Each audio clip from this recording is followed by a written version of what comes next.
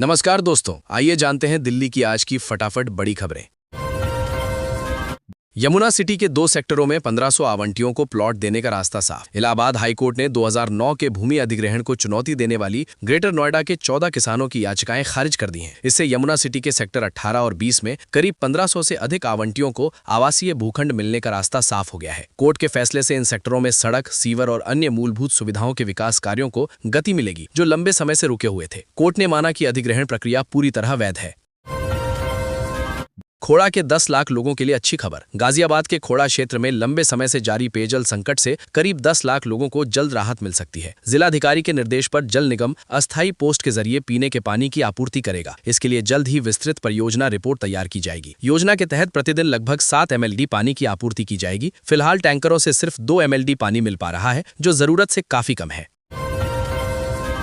गुरुग्राम की 200 कॉलोनियों और सेक्टरों में पेयजल संकट। गुरुग्राम के करीब 200 कॉलोनियों और सेक्टरों में लगातार तीसरे दिन भी पेयजल संकट बना रहा। पाइपलाइन क्षतिग्रस्त होने से लोगों को भारी परेशानी झेलनी पड़ रही है। हालात ऐसे हैं कि लोगों को 1000 रुपए तक में पानी के टैंकर खरीदने पड़ रहे हैं। बसई वाटर ट्रीटमेंट प्लांट में 1600 mm की लाइन टूटने से ये स्थिति बनी। GMDA का दावा है कि मरम्मत कार्य जारी है और सोमवार से आपूर्ति सामान्य हो सकती है। कफ सिरप का दूसरा मास्टरमाइंड निकला सौरभ त्यागी। कोडीन युक्त कफ सिरप तस्करी मामले में गाजियाबाद का सौरभ त्यागी दूसरा बड़ा मास्टरमाइंड निकला है। जांच में सामने आया है कि उसने अपनी RS फार्मा सहित 5 कंपनियों के जरिए 180 करोड़ रुपए से अधिक की सिरप सप्लाई की। कुछ समय तक वो शुभम जायसवाल के साथ भी काम करता रहा। तस्करी का मामला उजागर होने पर शुभम फरार हो गया, जबकि सौरभ पुलिस के हत्थे चढ़ गया। SIT इस नेटवर्क की गहन जांच कर रही है।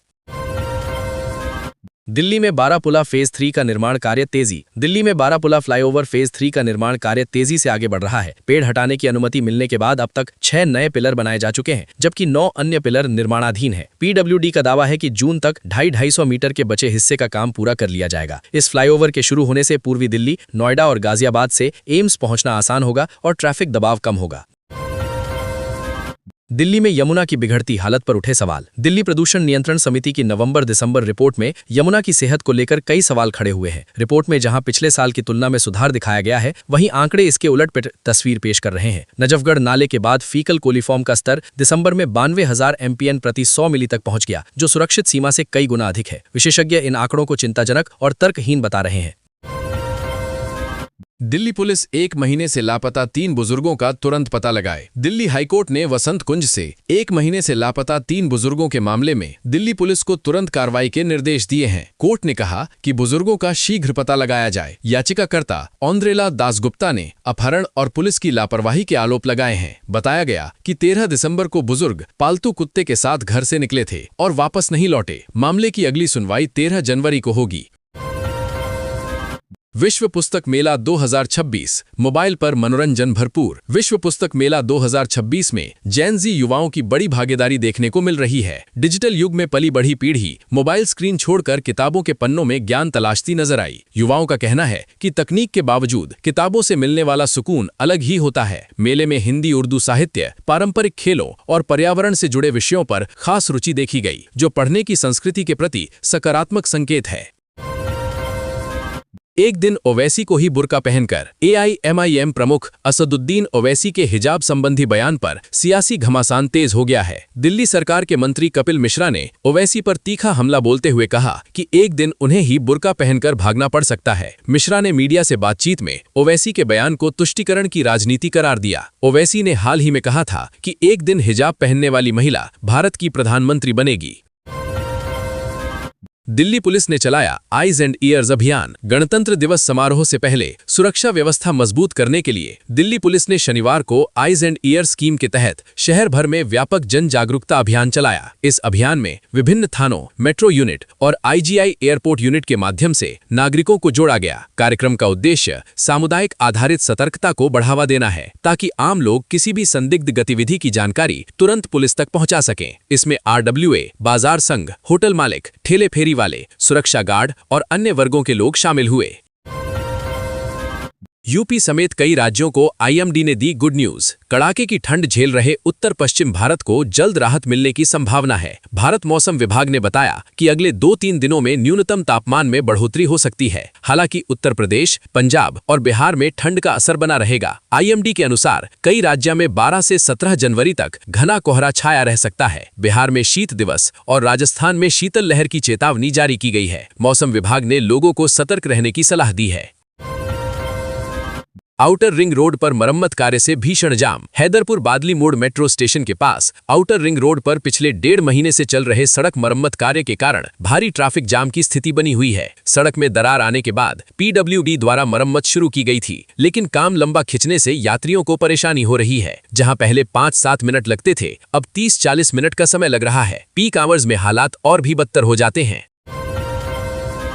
दिल्ली में एआई समिट की तैयारी तेज। G20 के बाद अब दिल्ली में प्रस्तावित एआई समिट को लेकर तैयारियां तेज कर दी गई हैं। एनडीएमसी ने कनॉट प्लेस, खान मार्केट, मंडी हाउस सहित प्रमुख इलाकों में सुंदरीकरण कार्य शुरू किया है। उपाध्यक्ष कुलजीत चहल ने बताया कि हैदराबाद हाउस, विज्ञान भवन, इंडिया गेट परिसर और प्रमुख होटलों के आसपास विशेष सुधार कार्य किए जा रहे हैं। इसके साथ ही लोधी गार्डन, दिल्ली हाट और आसपास की सड़कों को भी बेहतर बनाया जा रहा है।